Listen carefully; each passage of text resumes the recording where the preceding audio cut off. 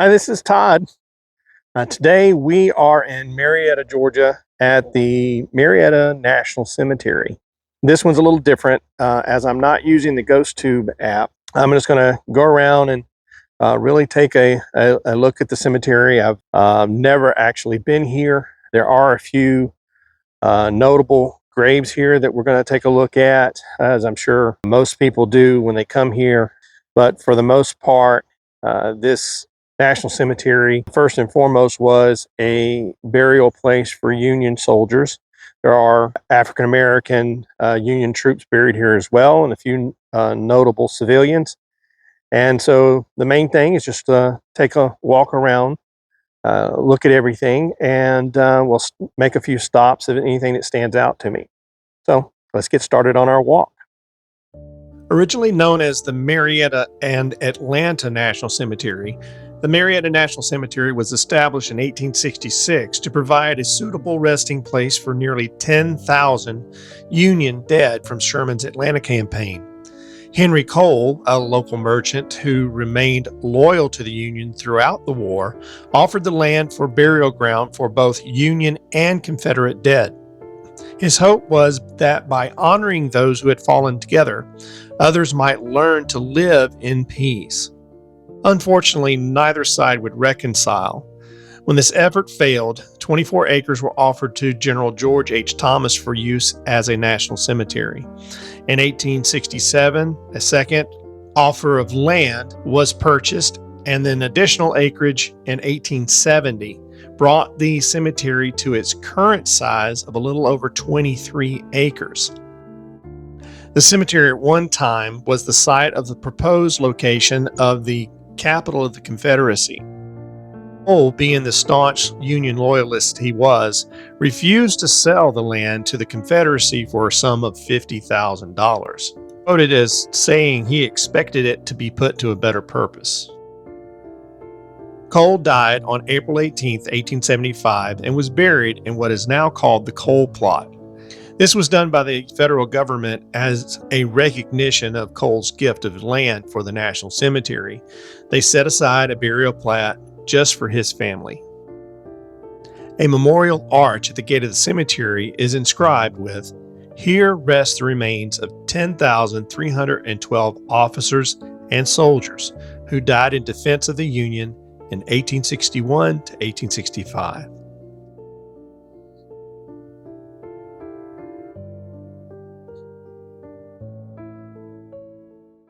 Now you'll notice how these aren't necessarily in straight lines. It was designed in order for the burials to move along with the contours of the hillside.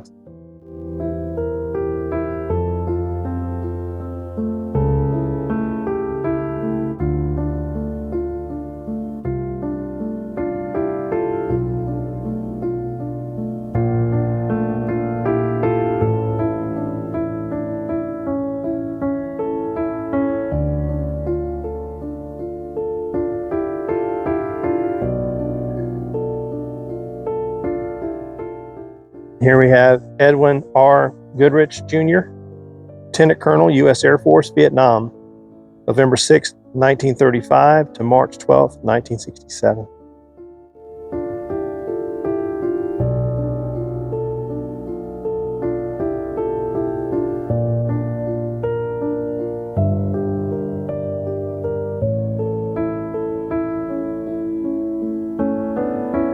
So you have World War II veterans right next to Civil War veterans laid to rest in brotherhood.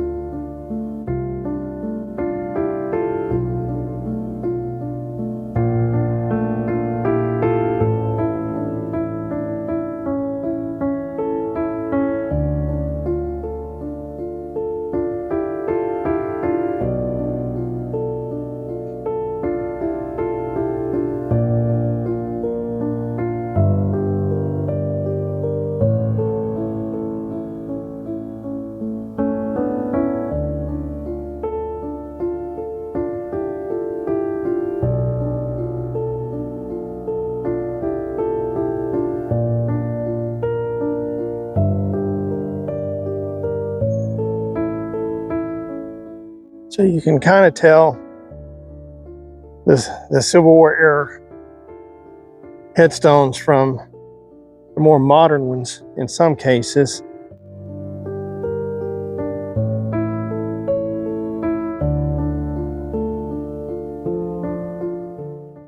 These kind of stick out.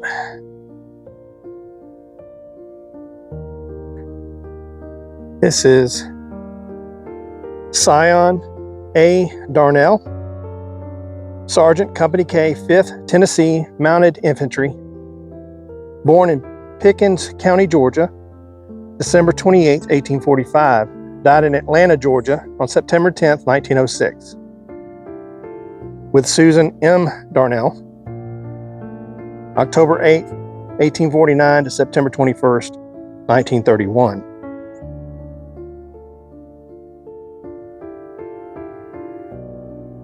William E. Hyatt, November 16, 1840 to December 10, 1905, Sergeant Major, 44th Wisconsin Volunteer Infantry.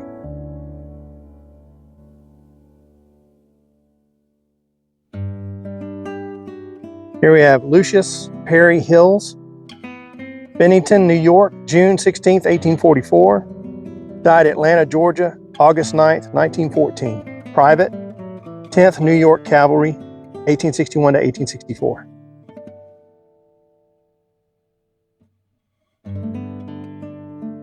Here we have Henry Nelson Payne, D.D., Lieutenant Colonel, 57th U.S. Sea Infantry, born November 4th, 1840, died July 9th, 1903, and wife Elizabeth Porter Payne, born April 15th, 1847, died August 9th, 1906. This is John Harrison Buckley, First Lieutenant, U.S. Air Force, Korea, August 26, 1924 to August 30th, 1952. And Martha Sutton Baldwin Buckley, that's November 8th, 1922 to November 7th, 2001.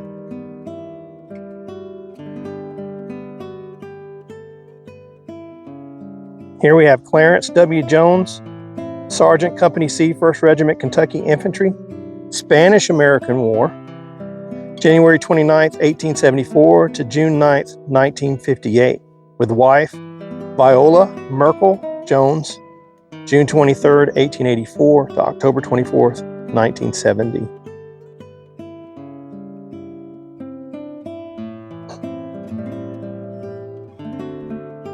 Here we have Alexander Madison, Captain, 25th Ohio Volunteer Infantry, 1834 to 1923, and his wife Ella McCarson Madison, 1846 to 1910. In memory of Lee H. Phillips, Medal of Honor, Corporal, U.S. Marine Corps, Korea, February 3rd to 1930 to November 27th, 1950. Lee Hugh Phillips was awarded the Medal of Honor for his brave actions on November 4th, 1950 in Korea. Phillips miraculously survived the battle for which he was awarded the Medal of Honor, but he was killed in action just 3 weeks later on November 27, 1950, while fighting at the Chosin Reservoir in North Korea. Corporal Phillips received a field burial, and to this day his remains have not been recovered. Being a native of Stockbridge, Georgia, Corporal Phillips is commemorated with a cenotaph, an empty grave, and monument erected in honor of a person whose remains were lost. You can find out more about Corporal Phillips and his citation by checking out the description and the links provided. Thank you much for your service and sacrifice, sir.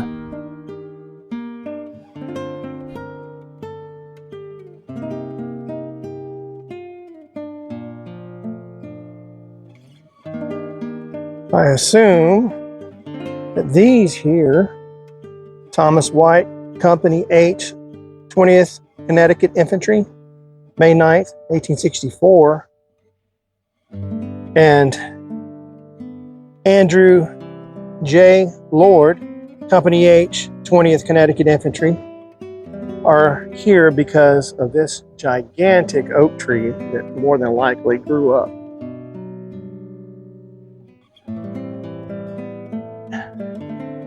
And displaced the headstones. Next one we're going to take a look at is Mr.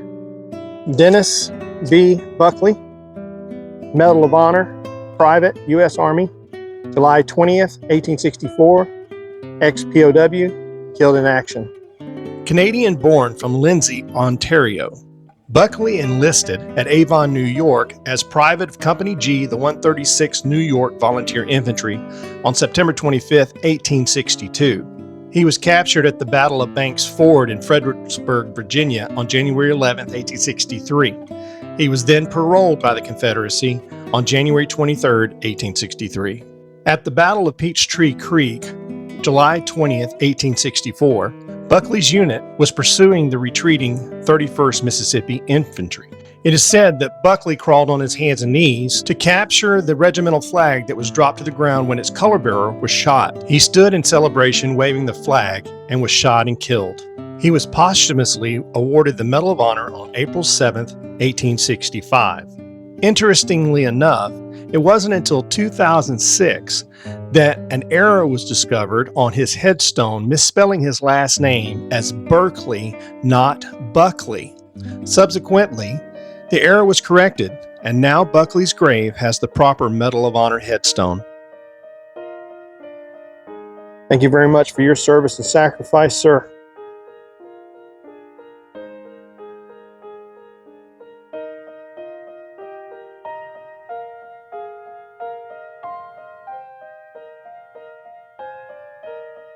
Not doing a lot of talking here. One, it's quite serene here. I'm trying my best to be as respectful as possible, not to mention landscapers are here, of course, of all days that I choose to be here. The landscapers are here, so there's a lot of lawn tractors, generators, water pumps, and things. They don't have a sprinkler system in here, so what they use, you'll probably see behind me right here, is a mobile sprinkler system that they have on a water pump. So yeah, it's just more of just a walk around, take a look. There are actually two more folks that I want to seek out. So let me turn you guys back around and we'll get started looking for them.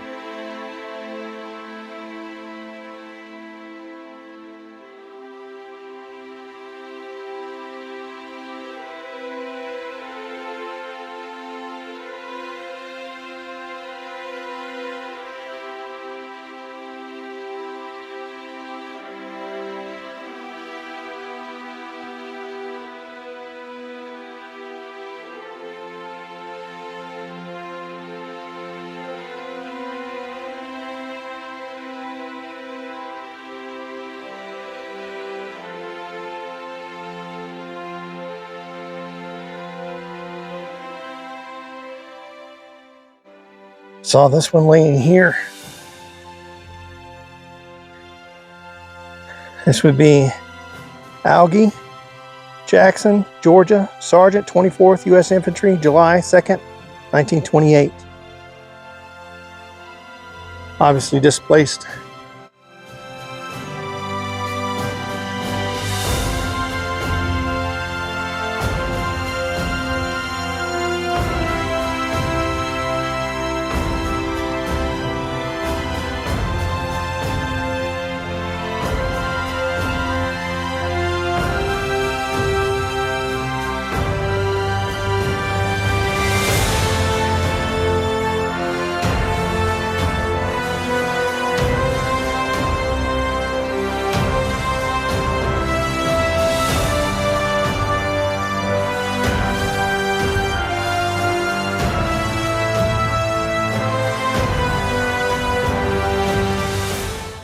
So after a little bit of walking and searching, I found the person that I wanted to locate. This is Emma Stephenson.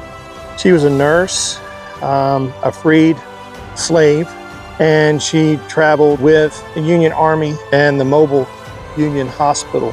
She died July 16th of 1864. After the Battle of Kennesaw Mountain, a Promptu Union Army hospital was established at the Masonic Lodge in Marietta, Georgia. Emma's caring hand had a profound effect on the troops that were being treated there. Most of the information that we have regarding Emma is due to letters from Union soldiers that they wrote families back home. She is often just mentioned as the slave nurse, though she was a free woman at the time. The family of Asa Soper, an injured soldier in the 30th Illinois, received one of those letters, and I'll read the excerpt from it. Mother, I take my pen in hand and write you a few lines. I hope you are well. I'm in a building and dry. The few nurses here work all day and night. We have a slave woman who cares for us on this floor. She has kindness and treats us with tender care.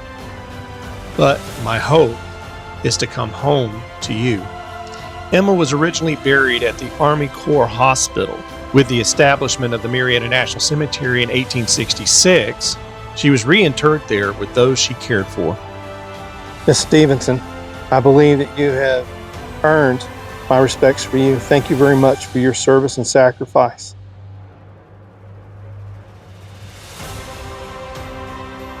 I'm sure that wasn't an easy task for her, but I'm almost positive that those who survived because of her care are eternally grateful. Here we have loving memory of my husband, John C. Cattell, died April 15th, 1889, age 59. He was with Company E, 5th Regiment of the U.S. Artillery.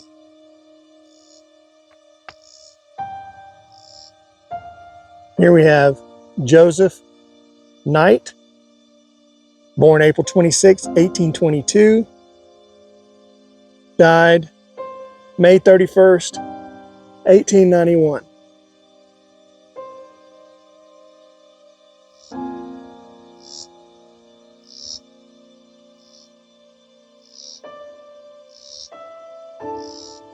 More displaced headstones.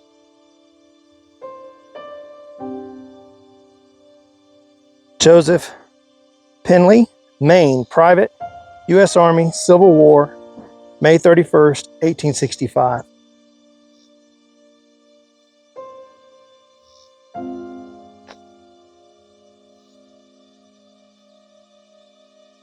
C.W. Olmsted, Private, U.S. Army, Civil War, June 10th, 1865.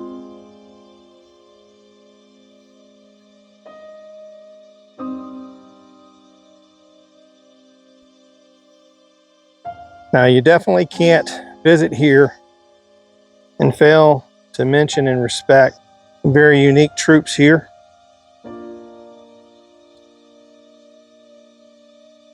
Like Mr. Josephus Dickerson, Company E, 110th U.S. Colored Infantry. He was a free African American who fought the U.S. Army at the time of the Civil War. He's buried here along with about 300 other African American troops that fought and died for our Union.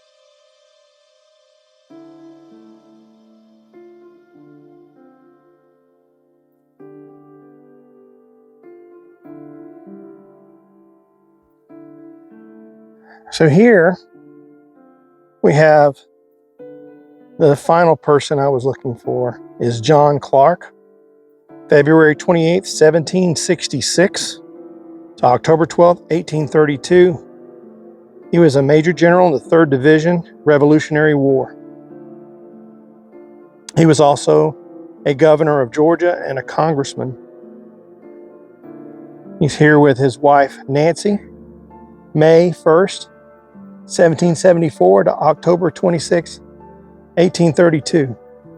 As a side note, I'd be remiss if I didn't mention his famous father, General Elijah Clark of the Revolutionary War, who was also an inspiration for the character Benjamin Martin in the movie The Patriot.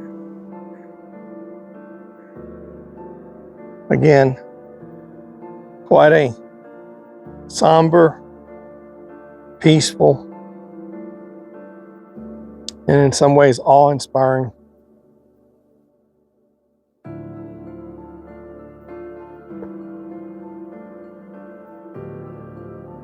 There's so many unknowns here as well. Here, looks like we have another Spanish-American War couple here. Edward Fairchild, Company H, 157th Indiana Infantry, Spanish-American War. Samuel C. Crane, Battery A, Georgia, Light Artillery, Spanish-American War. And you have a few Spanish-American War in this section here.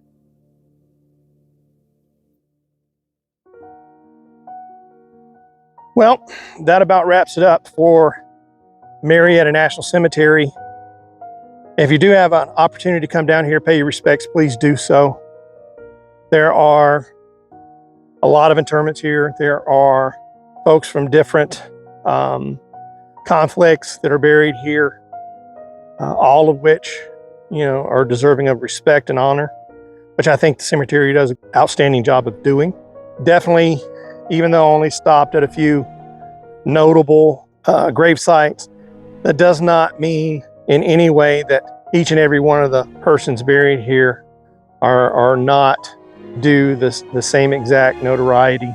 I'm sure, given enough time and effort, you could find a lot of great things done by a lot of great men and women that are buried here. Again, please make sure that if you have an opportunity to visit, you do check the links in the description for more information on this location and those individuals that I pointed out. And make sure that you leave comments. I do read them. I do want to improve the channel, make it more enjoyable for you. So that's it for this walk. Make sure that you join next time, and we'll see you then. Have a blessed one. Thank you for watching Cemetery Walks with Milvet. Please don't forget to subscribe, hit that like and notification button, and we'll see you back here on our next walk.